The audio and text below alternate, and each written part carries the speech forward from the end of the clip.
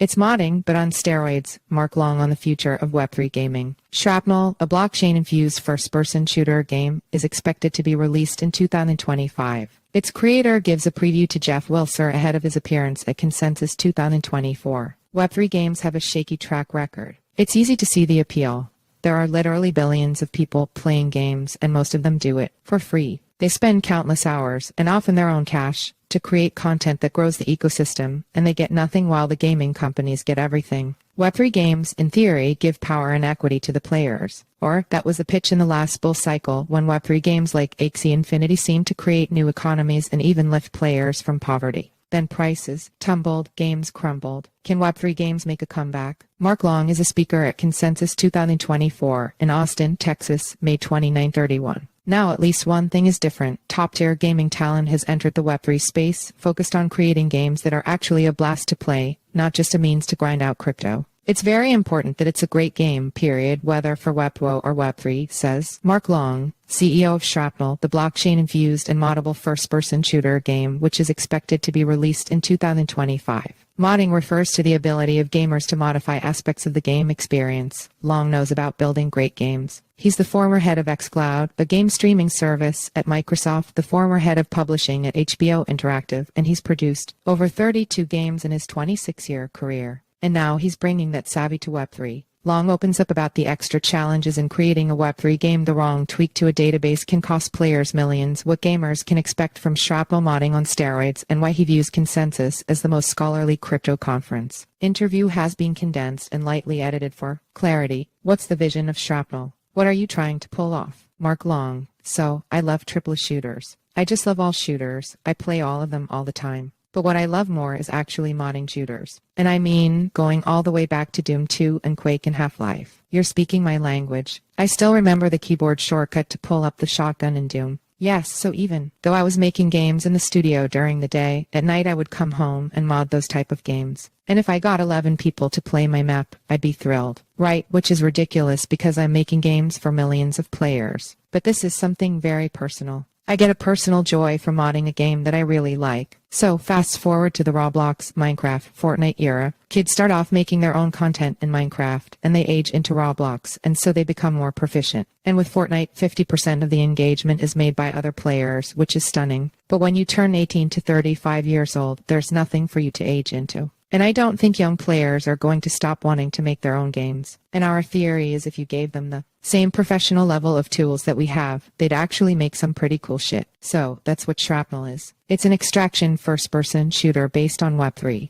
And it's a free, frictionless database technology that allows us to seamlessly attribute all these contributions that players can make to a game and then reward them for it. How so? You'll be rewarded for your contribution. And in our world, that can be a lot of things. You can modify our maps. Just use all our static meshes and modify them. You can do character skins. You can do character customization. Make emblems, customize weapons. And then, of course, you just mint those. And then I could sell, trade, rent, stake all those items. That's what I'm really excited about. It's modding, but on steroids. Let's talk about Web3 gaming more broadly. Taking Shrapnel out of the equation, why do you think there haven't yet been any great Web3 games? So, all these games were put into production in the last bull cycle, right? And they are just now coming to the public in early access or open beta. But I'd argue there are a handful of really good games out there that I'm excited to play. There's Metalcore, the match shooter.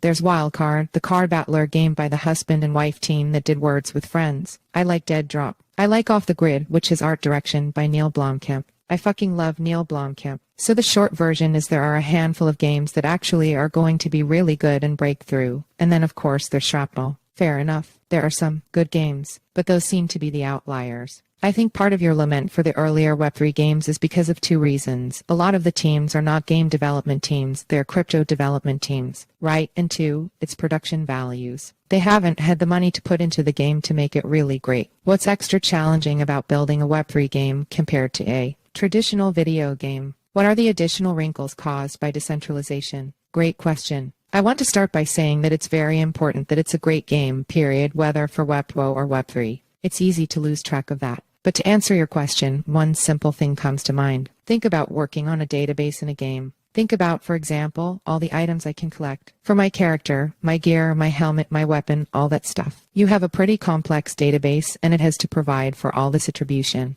If I make a mistake in normal development, you just reset the database and then start over again. But here with Web3, that is real-world value. Right, so if we fuck up and I delete your $1,000 worth of stuff, I can't claim that I'm World of Warcraft and you never really owned it anyway. That's a huge problem. So we have to be especially meticulous as we integrate any Web3 component. Then there's the problem of potential exploits. Things that we miss could create a disaster for the economy. It takes longer to integrate the Web3 component. The code has to be audited at a level that game code never normally needs to be audited. That was all brand new to us. It slows down our roadmap. But as we get better at it and there's more tooling, APIs, and SDKs available, it will just get better and better. For many who are only casually following the Web3 gaming space, they've heard of the boom and bust cycle of play to earn. There are concerns that this model is not sustainable. It only works when the token price is rising, but then if the price falls, the economy collapses. What's the solve for this? What's the trick for making Web3 games viable for the long term and not relying upon price appreciation? So I would probably guess that for the economies that you're thinking about that collapse, they're kind of pyramid economies where you have to have a large number inflowing at the bottom, and they grind and level up assets or characters that then get sold to the person above them who's also grinding. You need lots coming in at the bottom to do that. And then when the community collapses or the token price collapses, nobody's playing because it's a fun game.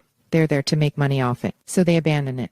So the trick is the game quality itself. What we think will happen in game economies like Shrapnel is the more players you have and the more engagement you have, the more they're using the token in game. That's driving the need for the token, and it kind of has a burn effect. It's consuming the supply, and that means there's more buy pressure than sell pressure. If I hear you right, it sounds like you're saying there needs to be actual legit utility in these tokens. It's not sham utility. People are using it. They're using it because they want to play the game and have fun. So the game needs to be good, period. Am I getting that right? Yeah. Let's just use a rough order of magnitude example. The average paying player in Web3 might be $100 a month versus $10 a month on Web2. So every one of those new Web3 players adds $100 of consumption. Remember, the economy is in the token, so they are spending $100 of the token. Okay, last couple of questions are about consensus itself. What's your favorite consensus memory? Well, last year we demoed the game for the first time at Consensus. We were right at one of the main entrances, and by the end of the first day, they had just moved the bar to our space because so many people wanted to play the game and were excited to get their hands on it. What are you most looking forward to at Consensus this year? It's a really well-curated conference. I would call it a scholarly conference where the panels are well vetted. Love it, and thank you. On a less scholarly front, what's the best Consensus side party? It'll be ours. Good answer. See you there.